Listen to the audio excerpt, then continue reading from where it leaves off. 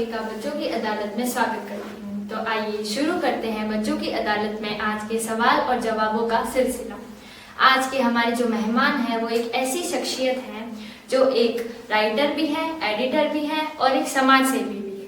Please welcome doctor Arun Mathur sir.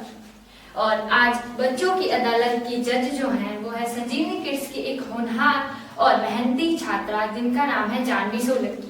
और आपकी इजाजत हो तो हम इस कार्रवाई को शुरू करें। तो आप तैयार हैं? शुरू करें आज के सवाल और जवाब। आज का पहला सवाल डॉक्टर अरुण माथुर सर से कि यह है कि हमारा कि आप हमें अपनी जिंदगी के बारे में बताएं, बचपन के किस्से, कहानी और अनुभव बताएं जिससे बच्चों की कुछ प्रेरणा लेके अपने जीवन में उतार सकें।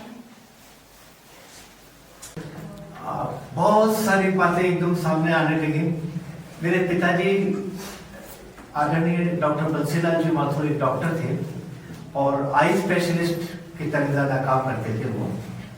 तो बचपन से ही एक हम लोगों को हॉस्पिटल में काम करने का मौका मिलता था, वो मतलब जाके देखने का मौका मिलता था पिताजी के साथ। और वाई कैंप करते थे तो हम लोग जाकर के शौकिया ना, जैसे कहते हैं ना, कोई भीड़ होती है, कोई उत्सव होता है तो सब बच्चे तो आगे एक्टिव होते ही हैं।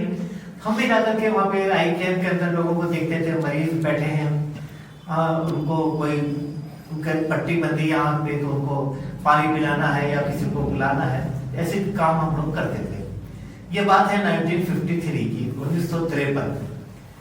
उस टाइम मैं 6-7 क्लास में पढ़ता हूँ और हमारे को ये दौड़ भाग करते हुए देखने के बाद में वहाँ के लोगों ने हमको हमारी तारीफ करी, पीठ थपथपादी की, बहुत अच्छा कर रहे हो, खुशी हुई।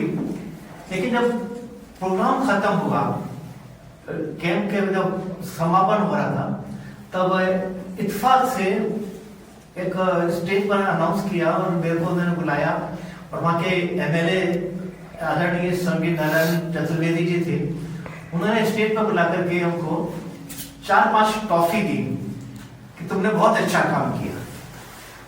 अब ये जब टॉफी मिली तो उस टाइम में कोई पेन या कोई बड़ी गिफ्ट वाली बात नहीं थी, लेकिन हमारे लिए वो 4-5 जो टॉफी थी वो भी एक बहुत बड़ी चीज थी।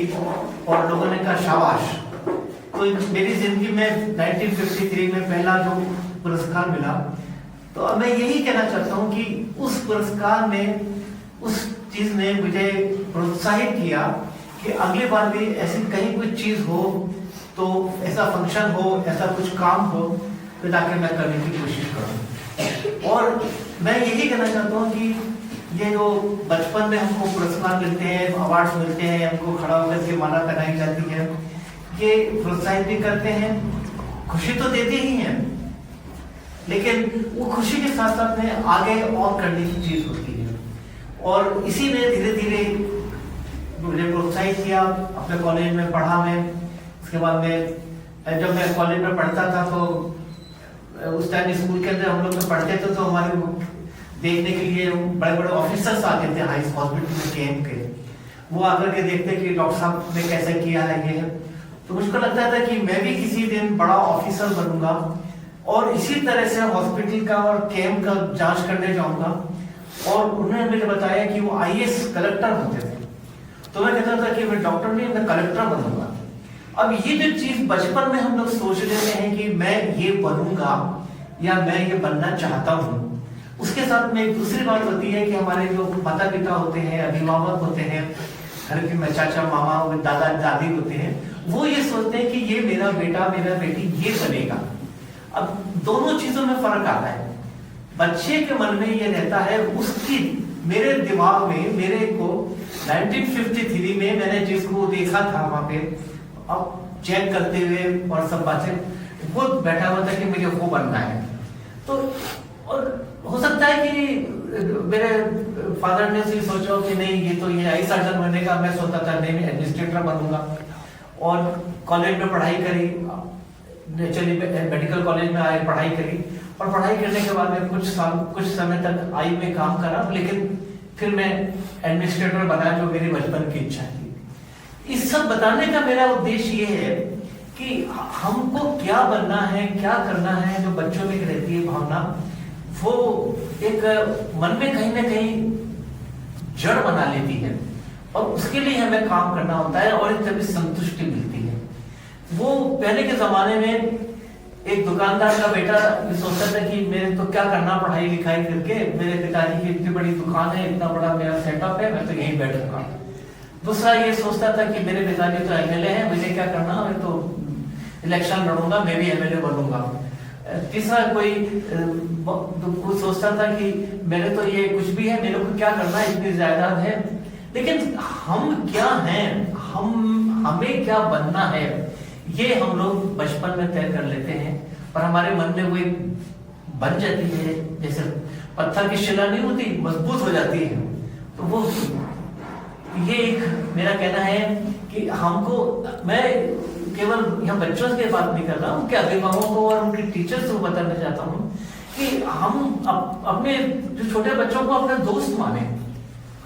मैं अपने बच्चे को, मैं अपने पोते को, अपने पोती को या बेटे को क्या बनाऊंगा, ये तय करना, ये बताना मेरा कर्तव्य है, क्योंकि मैं अभिभावक हूँ, मैं टीचर हूँ, मैं बताऊं। लेकिन वो क्या बनना चाहता है, वो बहुत बड़ी बात होती है। एक एग्जाम्पल दूंगा। महाराष्ट्र के चीफ मिनिस्टर थे विलासराव जी देशमुख, बहुत बड़ी हस्ती। वो ही सोचते थे कि मेरा बेटा, मेरे बाद में मैं चीफ मिनिस्टर हूं तो मेरा बेटा एमएलए बनेगा, मिनिस्टर बनेगा। पर उनके बेटे ने कहा कि नहीं, मैं तो फिल्म स्टार बनूंगा। सब जने जानते हैं हम कितना बड़े फिल्म स्टार बने। तो ये सब चीजें जो सोचने की होती हैं, हमको यही तय करना पड़ता है कि हम क्या बनेंगे साथ में बैठ के। ये ऐसा नहीं कि चलते चलते तू क्या बनेगा, वो कहेगा मैं तो खिलाड़ी बनूंगा, अच्छा ठीक है बन जा। अरे भैया आप बैठो उसके साथ में, चाहे आप माता पिता हो, चाहे कोई भी हो, घर का बड़ा भी हो, बैठ टीचर हो, बात करके, अच्छा खिलाड़ी बनना है, तुम्हें योग्यता है, तुम्हें दौड़ने की योग्यता है कि नहीं। अगर वो सांस की बीमारी का मरीज है तो क्या वो खिलाड़ी बन सकता है? नहीं। और यही चीज सबसे बड़ी चीज होती है कि बच्चे या माता पिता सोच लेते हैं कि ये बनेगा, लेकिन जैसे एक बीमारी होती है, उसका नाम है कलर ब्लाइंडनेस, जो लाल रंग, हरा रंग वगैरह रंग नहीं पहचान सकते। अब कोई ये सोचे कि मैं तो रेलवे में जाऊंगा, या मैं आर्मी में जाऊंगा, या मैं पायलट बनूंगा। पायलट बनने की, हवाई जहाज उड़ाने की चाह बहुत लोगों में होती है। जब प्लेन उड़ता था तो हम भी सोचते थे वो कितना अच्छा लगे, किसी दिन मैं भी इसमें बैठूंगा, मैं भी उड़ाऊंगा। लेकिन ये भावना बन जाती है। लेकिन 18 साल तक जब टेस्ट होता है तो हमको पता नहीं चलता कि वो बच्चा है, कलर ब्लाइंडनेस है, रंग नहीं पहचान सकता, इसलिए पायलट नहीं बन सकता। ये सब विचार करने की चीजें होती है और ये हम देखिए। और सेवा करने की जो चीज होती है, जैसे मैंने बताया कैंप में हम लोगों ने काम किया, मेरे पिता आई कैंप में किया, हमको मेरे फादर ने भी अप्रिशिएट करा, मेरे मदर ने भी तारीफ करी, मेरे दादाजी ने भी की, और लोगों ने की। तो मुझे लगा ये अच्छी चीज है और शायद इसी भावना ने मेरे को थोड़ा प्रेरित किया और मैंने मदर टेरेसा के साथ काम किया, आदरणीय मदर टेरेसा के साथ में, उनके सेंटर के लिए मध्य प्रदेश में, उनके साथ में चलते हुए पूरे गली, वो सड़क पे चलते हुए उनके पीछे, मतलब साथ तो क्या कहूँगा, उनके पीछे चलते हुए जब हम लगता था हमको कि किस हस्ती के सामने जा रहे हैं। तो 2005 में सुनामी आई थी, तो मैंने आदरणीय मनमोहन सिंह जी के साथ, जो हमारे प्रधानमंत्री थे, उनके टीम में, मतलब मैं उनके साथ तो नहीं कहूँगा, उनके तो बहुत सारे, हम 100 लोग थे, उस 100 लोगों में मैं भी था। और तो उनके साथ उनकी बातें सुन के जब हम करते थे तो हमें लगता था और आगे करना है। तो ये सब चीजें एक हिम्मत देती हैं। अगला सवाल, बच्चों को अपने अनुभव से हर संभव समझाने की कोशिश करते हैं, परंतु बच्चे उनसे एज के ग्रुप में उन अनुभवों को अपने आप में एक रिलेट नहीं कर पाते हैं। तो क्या ऐसा कोई तरीका या फॉर्मूला है जिससे बच्चों को समझाया जा सके? देखिए, आज हम बात कर रहे हैं 2025 और मैं अपने अगर एक्सपीरियंसेस बताना शुरू करूं, जैसे मैंने बताया 1953 का, तो उसके बाद में 60s के आसपास, 1960 के आसपास में जाकर के ये हो गया था कि माता पिता और इन्हें जिसे कहते हैं ना कि स्कूल में बच्चे को डांटने वाले टीचर्स होते थे, तो ये मत करो, वो मत करो, ऐसे मत बैठो, ये नहीं करो, ये नहीं, ये दौड़ो मत, ये। और घर के अंदर जो माता पिता होते थे वो होते थे, तो बच्चा हमेशा के दोनों तरफ डांट खाता रहता था। उसको थोड़ा प्यार मिलता था, दादा दादी का मिलता था, दादा दादी इसको चुपचाप से एक चॉकलेट या मिठाई खिला देती थी तो बड़ा हंसता था, नाना नानी का प्यार मिलता था। लेकिन वो जो उनमें दोस्ती वाली कोई चीज नहीं थी, जिसे आपस में साथ में बैठने वाली चीज नहीं थी। क्योंकि पिताजी घर में आते थे तो बच्चा डर के मारे अपने कोने में बैठ करके कॉपी पे लिखना शुरू कर देता था, एक किताब सामने रख लेता था और पढ़ना शुरू कर देता था। राजा राम मोहन राय होते, ये थे, वो थे। अरे भाई तुम डर के मारे, वो डर एक बैठा रहता था। 1960 की बात कर रहा हूँ, 60 या उसके पहले की। 1960 से 2025 तक हम जब आए, जो संचार के साधन में इतने अच्छे नहीं थे, तो जो माता पिता या जो बुजुर्ग लोग होते थे उनको दुनिया के बारे में या डिफरेंट कोर्सेज के बारे में या पूरे क्या क्या चीज है वो ज्यादा जानकारी नहीं होती थी। इसलिए ना वो लोग जो जिसे कहते हैं ना कि पड़ोस वाले चाचा जी आए कि बेटा ये है तो तुम ये कर लो, या दादाजी आते थे कि नाना जी ये कर लो। लेकिन अब बहुत चीज बदल गई है। उस समय पेरेंट्स टीचर्स गाइड करते थे कि ये कर लो। आज के सोशल मीडिया के अंदर इतनी चीजें हो गई हैं कि बच्चे अपने पेरेंट्स को बताते हैं कि इतने कोर्सेज हैं, ये इनमें से मुझे ये करना है, आप बताइए क्या करूं, है ना। जिसे कहना रिवर्स कॉइन बदल गया है। हेड और टेल वाली जो चीज थी, पहले हेड होता था और टेल हो गया है। तो बच्चे बताते हैं कि पापा ये कोर्स है, देखिए पता नहीं उस यूनिवर्सिटी में है, ये इंग्लैंड की यूनिवर्सिटी में है, ये लंदन की यूनिवर्सिटी में है, ये अन्नामाला यूनिवर्सिटी में है, वो सब चीजें हो गई। तो डिस्कशन होता है ना, वो रिलेशनशिप एक फ्रेंडशिप हो गई है और उस फ्रेंडशिप को कायम रखना हम सब की जिम्मेदारी होती है। और हम लोग डिस्कस कर सकते हैं बैठ करके, तो वो बढ़ती जाएगी ये बात, और ये अच्छी बात है, ये खुशी की बात है कि डिस्कशन होते हैं। लेकिन इसमें सबसे बड़ी बात है कि अभिभावकों की, पेरेंट्स की, उनको गाइड करने की जिम्मेदारी चाहे 1857 के अंदर पेरेंट्स की थी, चाहे राजा रामचंद्र जी के जमाने के अंदर महाराजा दशरथ की थी, रामचंद्र जी को और लक्ष्मण को, भरत को बताने की, और चाहे 2025 के अंदर बात वही है। पेरेंट्स हमेशा गाइड करते रहेंगे और पेरेंट्स को गाइड करना दायित्व भी है, और ऐसा भी नहीं है कि जिम्मेदारी ऐसे लोग दूर हटते हैं, हमेशा लोग उसको जिम्मेदारी निभाते हैं, करते हैं। लेकिन बच्चों को अब ये मैं जितने भी बच्चे सुन रहे हैं, मतलब यूथ वर्ग है, उनको मैं यही कहना चाहूंगा कि आपके अपने सोशल मीडिया पे कितनी ही चीजें देख ली हो, आप कितने ही चैनल से जुड़े हुए हो, आपने उसको जानकारी को इकट्ठा किया है। निर्णय लेने का अधिकार अभी भी पेरेंट्स और टीचर्स के पास में होना चाहिए, क्योंकि उन्होंने अनुभव है कि किससे क्या फायदा हो सकता है, किसमें कितना फर्क पड़ सकता है। और जिसे कहते हैं ना कि हम लोग जो बात करते हैं ज्योमेट्री की, ट्रायंगल, अब ट्रायंगल में तो तीन तो होते ही है ना। तो स्टूडेंट, पेरेंट्स एंड टीचर्स ये मिलके ट्रायंगल बनाते हैं, चाहे वो स्कूल के अंदर बनता हो चाहे वो घर में बनता हो। हम लोग को डिसीजन लेने के अंदर इस ट्रायंगल की बहुत इंपॉर्टेंस है। एक भी कोण, एक भी चीज हटा दीजिएगा तो ट्रायंगल भरभरा के गिर पड़ेगा। So let us decide, let us think, youth. Let me tell to the youth of this our country and everyone कि this is a social and responsibility, और एक जिम्मेदारी है, सामूहिक है। हर चीज में सामूहिक जिम्मेदारी होना चाहिए।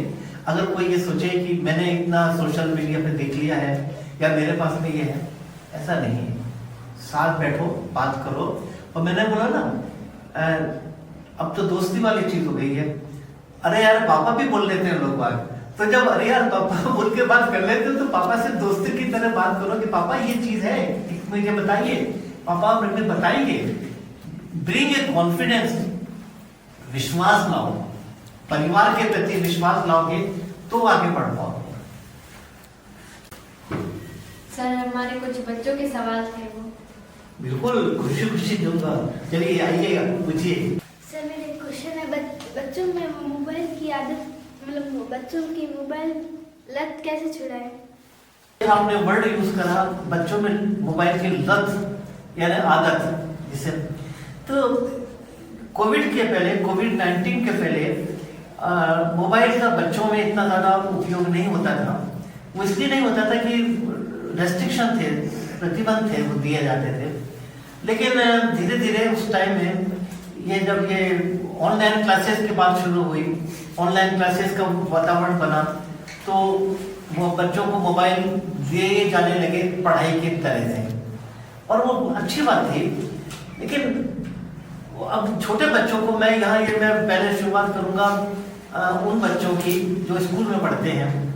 अब वो लोग जब अपना समय मिलता है और लेकर के बैठ जाते हैं गेम्स खेलना, ये करना, तो वो इसलिए उनमें पढ़ाई में तो ठीक रहता है, लेकिन जब वो इधर आ जाते हैं 2-2 घंटे, 1-1 घंटा देखते हैं, तब हम इसको कहते हैं कि लत है। अगर हम पढ़ाई कर रहे हैं तब तो हमारी कोई ज़रूरत है हमारा कोर्स के लिए, और उसके बाद में जब वो खेल, तो इसके कारण ये इसलिए होता है कि हम हर नई चीज के प्रति आकर्षित होते हैं, चाहे वो कुछ भी हो। घर के अंदर एक आप देखिए कि किसी घर के बाहर लाइट लग रही है, डेकोरेशन हो रहा है, तो हमारी नजर उधर जाएगी कि लाइट क्यों लग रही है, लाल, हरी, नीली, पीली लाइट लग रही है। तो वही चीज आकर्षित करती है बच्चों को शुरू के अंदर, और लेकिन इससे क्या होता है कि उनकी आंखों में असर पड़ने लगा है। मोबाइल से जानकारी लेना खतरनाक नहीं है, लेकिन मोबाइल का अधिक उपयोग करने से उनके आंखों पे जो असर पड़ने लगा है, और आंखों पे असर पड़ने का ये हुआ है कि अभी एक स्कूल के मैं प्रोग्राम में गया था, वहां पर मैं जज की तरह भी था। तो जब मैंने सारे बच्चों को देखा जो स्टेज के ऊपर प्राइज लेने आए थे, 250 स्टूडेंट्स तो वहां पे थे, उनमें से 21 लोग बच्चे चश्मा लगा के आए थे, और विल यू बिलीव इट कि वो सब 15 साल से छोटे थे। वो इसलिए कि उन्होंने मोबाइल करा, उनको मोबाइल कितनी दूर से देखना है, कितनी टाइम तक देखना है, ये गाइडेंस देने वाले तो उनके पेरेंट्स थे। तो इसमें गलती बच्चों की नहीं है। हर चीज के अंदर एक छोटी सी चीज है कि आपको चम्मच से उठा करके खाना है तो चम्मच से ये यहाँ तक आएगा, सिखाते हैं ना बच्चे, देखते हैं कि नहीं, उठाते हैं ना, चम्मच से यहाँ आएगा। मुझको लिखना है तो ये यूं लिखना है, ये कौन बताता है? टीचर्स। और ये टीचर्स और उनकी जिम्मेदारी है कि थोड़ा सा स्ट्रिक्ट हो। अगर मना करेंगे तो बच्चे रोएंगे, 2 घंटे 15 मिनट रोएंगे, 20 मिनट रोएंगे, मैं खाना नहीं खाऊंगा, मुझे मोबाइल नहीं दिया तो मैं खाना नहीं खाऊंगी, मुझे मोबाइल नहीं दिया तो मैं ये नहीं करूंगी, ये सब बातें होती हैं। लेकिन इन सब के ऊपर इनको कंट्रोल करना माता पिता का दायित्व है। इसलिए मैं बच्चों को ही अगर कहें कि साहब उनको आदत है, लत है, वो नहीं, ये टोटल चीज है। ये स्कूल के अंदर मैं बहुत से स्कूलों में जाता हूँ कि वहाँ प्रिंसिपल साहब होते हैं, वो अलाउ नहीं करते कि बच्चे या टीचर्स भी मोबाइल लेकर के आए। 6 घंटे जो बच्चे मोबाइल से दूर रहते हैं, मैं नहीं जानता हूँ कैसे उनको लगता होगा कब छुट्टी हो, कब मोबाइल करें। ऐसा होता है, सभी के साथ होता है। लेकिन है ना, इसको कंट्रोल करने की जिम्मेदारी तो पेरेंट्स की है ना, नहीं?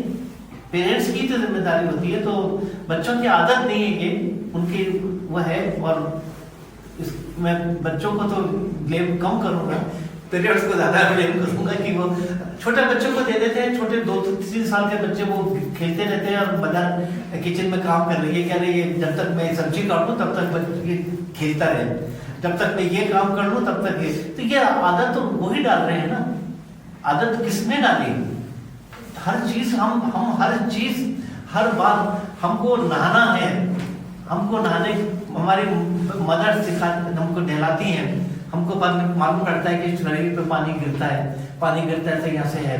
लेकिन उसका जो असर होता है, हम थोड़े बड़े होते चलते हैं, हम खुद नहाते हैं। ऐसा नहीं है कि 6 साल का बच्चे को भी मदर नहलाएगी, खुद ही होता है। बड़े हो जाते हैं तो नहाते हैं क्या मदर से? नहीं। तो ये सब चीजें छोटी छोटी चीजें हैं, ये सिखाने की चीजें हैं। एंड इसमें ज्यादा जिम्मेदारी माता पिता की है, उनको स्ट्रिक्ट होना पड़ेगा और चीज होगी। इसलिए ऑल दी बेस्ट बच्चों लोगों, टाइम से खेलो, टाइम से पढ़ो और मोबाइल को जितनी दूर रखना है उतनी दूर रख करके डिस्टेंस से रहे। ये गाइडलाइंस आपके पेरेंट्स और आपके टीचर्स बताएंगे। और मैं तो आई में काम किया है, इसलिए मैं जानता हूँ कि जहाँ कहीं भी मैं जाता हूँ मेरी सबसे पहले नज़र बच्चे की आंख पर पड़ती है कि कैसा है, कितने लोगों ने चश्मा लगाया। मैंने बताया ना प्रोग्राम में मैं बैठा हुआ था, मैंने काउंट कर लिया कि इतने लोगों ने चश्मा लगाया। अगला सवाल। सर बच्चों का पढ़ाई में मन नहीं लगता है, उसके लिए क्या करें? अब ये तो आपने मुझको अपना बचपन की याद दिला दी कि जब उसको मेरा मन भी नहीं लगता था और बड़ा मुश्किल होता था कि कैसे पढ़े। और ये शाम को जब स्कूल से आते थे और जो पढ़ा दिया जाता था वही पढ़ा दिया जाता था। और हमारे आदरणीय जो टीचर्स थे, अध्यापक थे, वो हमको इतना अच्छी तरह से वो करा देते थे कि हमको घर पे आकर के शाम को खेलने का मौका मिल जाता। मैं बात अपने बचपन की कर रहा हूँ, 93, 53, 55, 57 कि हम लोग खेलते। और उसके बाद में खेल के आने के बाद में हमको अपने यहाँ भी जिम्मेदारी महसूस होती थी कि हम पढ़ें। लेकिन धीरे धीरे हमारा भी मन नहीं लगता था। उन दिनों कोई मनोरंजन के साधन तो थे नहीं, एक रेडियो होता था और वो रेडियो भी कई जगह तो बैटरी से चलता था। जैसे मैं जयपुर के पास मेरे फादर डॉक्टर थे तो बैटरी से चलता था, बिजली नहीं होती थी। तो हमारा ये लगता था कि हमको क्या करना है, तो हमको पढ़ना है। और उस टाइम एक बात और थी कि हमको पढ़ना इसलिए है कि हमको अपनी क्लास के अंदर अपनी पोजीशन बनानी है और पोजीशन बना करके हमको अच्छी तरह से एक तरह से अपना नाम कमाना है, आगे बढ़ना है। ये कोशिश, ये कम संख्या थी, कम लोग थे और पेरेंट्स इस बारे में ध्यान रखते थे कि पढ़े। अब धीरे धीरे क्या होता गया कि पेरेंट्स अपने इतने बिजी होते गए कि वो अपने बच्चों को सुबह स्कूल भेजते हैं और उसके बाद में शाम को जब वो आते हैं तो या तो वो घर पे होते हैं या नहीं होते हैं, तो वो उनको तो वो बच्चा पढ़ रहा है कि नहीं पढ़ रहा है ये इस पर ध्यान दे ही नहीं पाते। एक बहुत पहले की कहावत थी कि संडे फादर, मतलब पिताजी सुबह निकल जाते हैं ऑफिस और शाम को आते हैं रात को, तब तक बच्चा घर में सो जाता है और संडे के दिन ही छुट्टी होती है। तब बच्चा को वो देखता है कि अच्छा ये सज्जन खड़े हैं, ये कौन है, तो ये पिताजी हैं मेरे।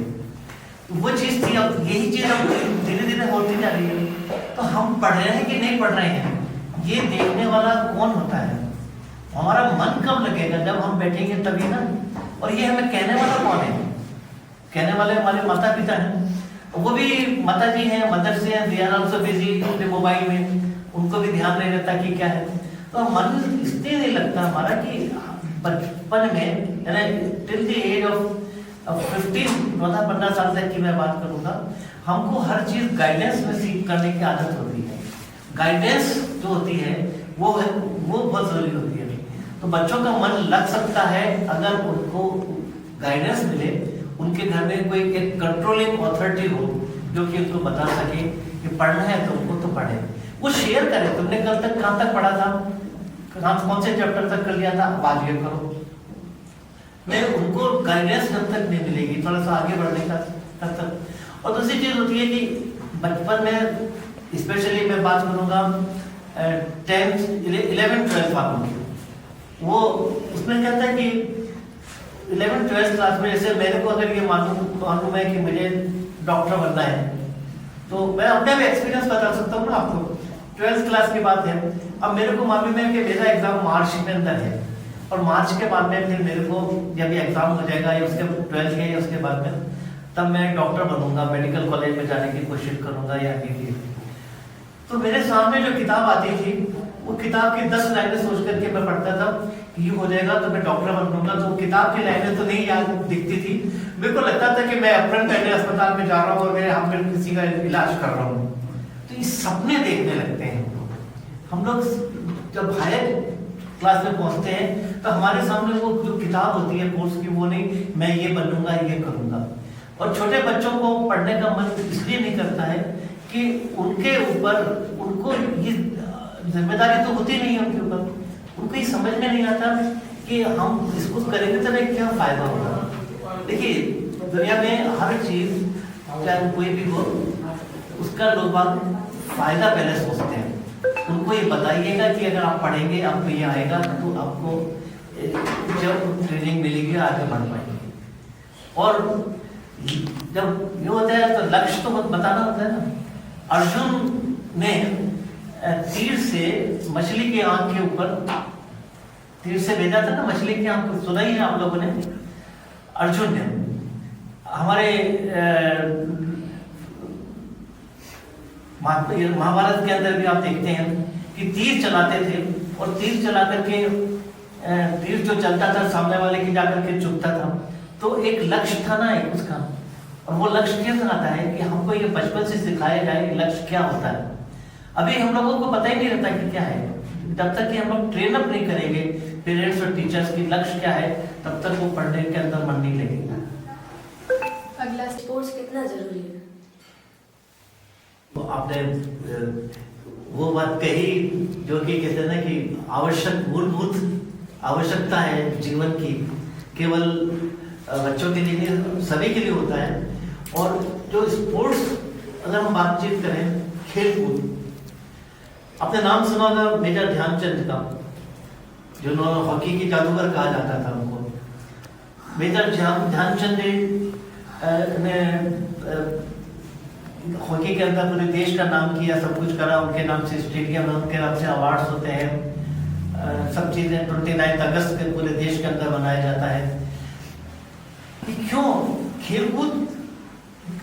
खेलकूद का मतलब ये नहीं होता कि हॉकी की बॉल ली और गोल कर दिया, या क्रिकेट में आपने इतने रन बना लिए, रन बना करके इतने विकेट्स ले लिए। खेलकूद केवल नाम के लिए नहीं होता, ये हमारे जीवन में स्वास्थ्य के लिए भी बहुत जरूरी होता है। कोई सा भी गेम हो, मैं बात अभी आउटडोर गेम्स की कर रहा हूँ। आउटडोर गेम्स में जब हम दौड़ते हैं, सड़क को खेल के मैदान में दौड़ते हैं, दौड़ करके थकान होती है, ये होती है, तो हमारे बॉडी के अंदर जिसे कहते हैं ना कि मेटाबॉलिज्म, फिजिकल मेटाबॉलिज्म, जिसको हम ये कह सकते हैं कि सामान्य प्रक्रिया होती है। खून का बहाव बढ़ता है, खून का बहाव बढ़ने से हमारी मसल्स, हमारी मांसपेशियां बढ़ती हैं, हमारे हृदय की गति को हम सामान्य करते हैं। तो वो बहुत हमारे स्वास्थ्य के लिए बहुत जरूरी है।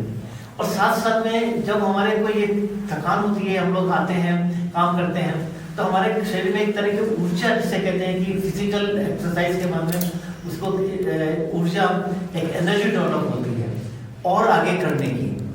जो खिलाड़ी होते हैं वो 5 किलोमीटर तक चले जाते हैं बिना किसी पैदल चलना होता है, तो जाते हैं, उनमें हिम्मत रहती है कि आई कैन। और कोई भी खिलाड़ी होता है, मैं तो कह रहा हूँ खिलाड़ी या कोई भी, अगर उसके अंदर ये होती है कि आई कैन, मतलब मैं ये कर सकता हूँ, तो वाली चीज होती है। और खिलाड़ियों के अंदर एक चीज और होती है, एकाग्रता बढ़ती है। सबसे बड़ी चीज ये है, एकाग्रता सभी में होती है, ऐसी बात नहीं है। लेकिन आपने नाम सुना है नीरज चोपड़ा, भाला फेंक के अंदर, आपने नाम सुना हो पीटी उषा जी। पीटी उषा जो ओलंपिक के हैं, जिन्होंने वो जब वो रवाना होती हैं, 1000 लोग बैठे हो, क्राउड बैठा हो स्टेडियम के अंदर, दौड़ते हैं, तो उनकी एकाग्रता रहती है कि मुझे इस ट्रैक पे दौड़ना है और आगे मेरे को चलते रहना है और मुझे जीतना है। जीतना है, ये चीज लक्ष्य लेके, चाहे वो पीटी उषा जी हो, अंजू बॉबी जॉर्ज हो, मिल्खा सिंह जी हो, फ्लाइंग सिंह जिनके कहते थे, या सुनील गावस्कर हो, चाहे विराट कोहली हो, या कोई भी हो, साइंटिस्ट हो, एडिसन भी थे, जितने भी रहे, एकाग्रता बढ़ाने के अंदर स्पोर्ट्स वालों की जितनी वो होती है एकाग्रता बढ़ने की, वो बहुत पूरे स्टेडियम के अंदर वो दौड़ते रहते हैं, लोग चिल्लाते रहते हैं, शोर मचाते हैं, तालियां बजाते हैं, लेकिन उस आदमी का लक्ष्य रहता है कि मुझे अपना पूरा काम करना है। जब वो अपना गोल जब आगे तक पहुंच जाते हैं, तब उनको पता चलता है कि अरे मैं तो जीत गया। तब उसको लगता है वो इतने लाखों लोगों के बीच में मैं था, लोग शोर मचा रहे थे, मेरा नाम चिल्ला रहे थे, पीटी उषा, लेकिन पीटी उषा को ना तो कानों से सुनाई पड़ता था, ना कुछ ट्रैक पर दौड़ना, ये एकाग्रता होती है। और स्पोर्ट्स के अंदर जो रहते हैं उनमें मैं, ये वर्षन मेरा नहीं है, ये वर्षन एक बहुत बड़े साइंटिस्ट का है, जिन्होंने ये बोला है कि एकाग्रता खिलाड़ियों में जितनी एकाग्रता होती है, वो बहुत कम लोगों में, दूसरे लोगों में होती है, सब में होती है, लेकिन ये होती है। सुनीता विलियम्स को आप जानते हैं, अभी स्पेस में है वो। स्पेस के अंदर जब वो ट्रेनिंग ले रही थी तब तरह तरह के शोर होते थे, जिसमें से उनके कानों के इधर से लगा के, ताकि उनको पता चले कि कितना सुन सकते हैं, और वो अपना काम करती रहती थी वहां पे। ये शोर प्रोड्यूस किए जाते थे ताकि उनको अपने स्क्रीन पे जो दिख रहा है उसके प्रति देखने को मौका मिले, पढ़ने का मौका मिले। तो स्पोर्ट्स तो एक, जिसे कहते हैं ना कि एक तरह के जीवनदायिनी चीजें कहते हैं। स्पोर्ट्स में जो काम करते हैं उनको बहुत कम बीमारियां होती हैं, उनको बहुत कम हार्ट की बीमारियां भी बहुत कम होती हैं, और उनमें एक ताकत आती है, मैं कर सकता हूँ, मैं दौड़ सकता हूँ, मैं ही कर सकता हूँ। क्रिकेटर्स भी होते हैं, इतने लोगों के बीच में वो लेकर के अपने, उनका ध्यान सिर्फ बॉल पे रहता है, बॉल किधर से आ रही है, मेरा बैट यहाँ पर है और मुझे इधर से ड्राइव करना है, इधर से करना है। तो दैट ब्रिंग्स कॉन्फिडेंस, विश्वास जगाता है, उनके हेल्थ के लिए अच्छा होता है, और देश के लिए तो होता ही बहुत बड़ा नाम होता है। मेरे ख्याल से ये विषय तो बहुत लंबा है, लेकिन शॉर्ट में हम इसको यहीं से करेंगे कि बहुत जरूरी होता है, और खेल हमको केवल स्ट्रॉन्ग पर्सन ही नहीं बनाता, हमको एक अच्छा देश का नागरिक भी बनाता है। डिसिप्लिन भी सबसे ज्यादा अगर होता है तो स्पोर्ट्स वालों में होता है, क्योंकि स्पोर्ट्स के अंदर एक पूरी टीम फुटबॉल के मैदान में है, एक कैप्टन है उनका, और वो कैप्टन के ऑर्डर पे लोग खेलना शुरू करते हैं, front line, second line, third line के अंदर, और हाउ दे मूव, कैसे वो मूव करते हैं, ये एक कैप्टन की आंख के इशारे में होता है। कैप्टन वहां जाके ये नहीं बोलता है मिस्टर सो तुम बॉल लेकर के यहाँ जाओ, that is not possible. Captain के उंगली और इशारे के ऊपर सारे खिलाड़ी नाचते हैं, ठीक है ना। तो जो डिसिप्लिन की जो भावना आती है वो भी स्पोर्ट्स के थ्रू हमको मिलती है। हम सिर्फ अपने हेल्थ के लिए नहीं दौड़ते हैं, हम डिसिप्लिन भी सीखते हैं, अनुशासन हमारे जीवन में आता है। और इस बहुत लंबा विषय है, अब मेरे ख्याल से अब इसको यही कहते हैं, जितने स्पोर्ट्समैन वाले हैं उन सबको सैल्यूट, और बहुत अच्छी तरह से आगे कर। बच्चों की अदालत में बच्चों के अनोखे, अलबले और चुलबुले सवालों का जवाब दिया, उनके बहुत बहुत हम धन्यवाद करते हैं। तो इसी के साथ हम हमारी कार्रवाई को समाप्त करते हैं। धन्यवाद। एक अवसर दिया, इसके लिए मैं आप सबको, ऑर्गेनाइजर्स को और बच्चों को धन्यवाद देता हूँ।